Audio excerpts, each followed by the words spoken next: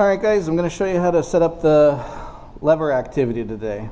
Okay, lever's a simple machine. It can do neat things for us depending on what type of lever and how we're using it. Okay, so we're going to need to use the force sensor for this activity.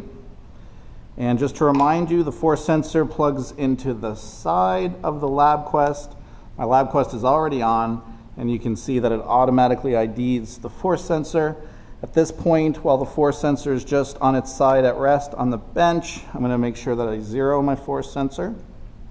And now for this activity, I've got a mass on a meter stick, and I'm using an eraser as my fulcrum, and it's not going to slide that way.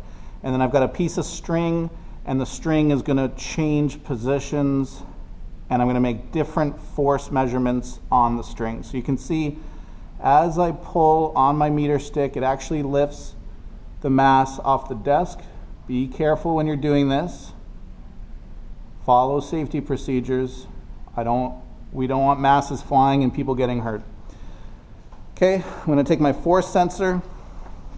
I'm going to hook it up to my string that's attached to my lever, which is a meter stick.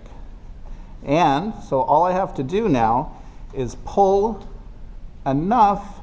So right now my string's at 10 centimeters. That means it's 40 centimeters from the fulcrum. My mass is at 90 centimeters. That means it is 40 centimeters from the fulcrum as well. And you can see that when I pull on the string, my LabQuest tells me the amount of force that I'm pulling with. You can see, if you understand what that number represents, 4.9, I'm gaining no mechanical advantage right now. Okay? And so as you do this experiment, you're going to change the position of the string. Now I'm at 20. That means I'm 30 away from the fulcrum. And you can see when I lift the mass up, it's more force. So go ahead and try this activity. Move the position of the mass, get a sense for what makes it easier to lift and what doesn't, and have fun.